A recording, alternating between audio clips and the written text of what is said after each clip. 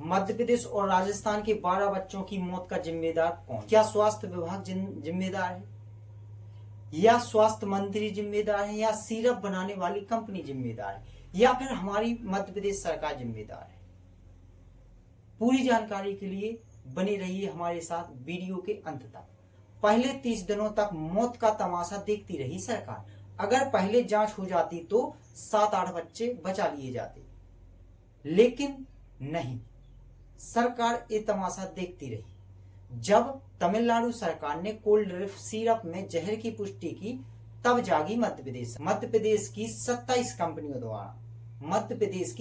कंपनियों द्वारा बनाए गए इंजेक्शन, पैरासीटामोल, ORS, विटामिन और कैल्शियम से लेकर फेस वॉश तक शामिल हैं, जो अमानक एवं जानलेवा पाए गए। लेकिन स्वास्थ्य मंत्री कहां सुनने वाले, क्योंकि मोटी कमाई इन्हीं कंपनियों से होती है।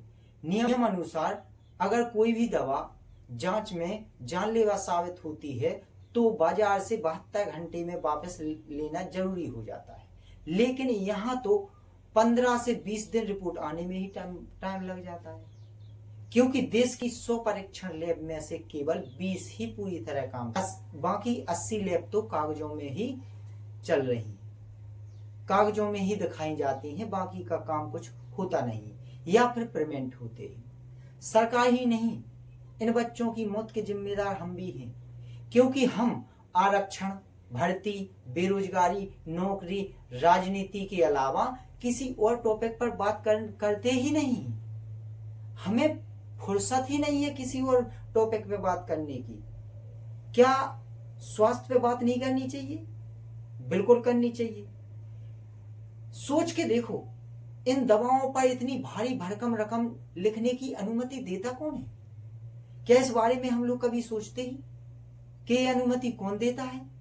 नहीं, जब हम लोगों पर बीतती है तो हम लोग मेडिकल स्टोर पर गए और जितना उन्होंने देखा प्रिंट इतना है, हम उतना देते हैं। कभी कोई सोचता है कि ये गलत है? जहां तक कि हमने सुना है अभी तक, पहला सुख निरोगी काया, यानी कि हमारे जीवन का पहला सुख ही है कि हम निरोगी रहें। लेकिन नहीं, इस टॉपिक पे किसी को बात करने की टाइम ही नहीं है, किसी को बात करने का। जब हमारे ऊपर बीतती है तो फिर हम लोग आंदोलन करते हैं, लेकिन क्यों नहीं हम लोग इस पर खुल के चर्चा करते हैं?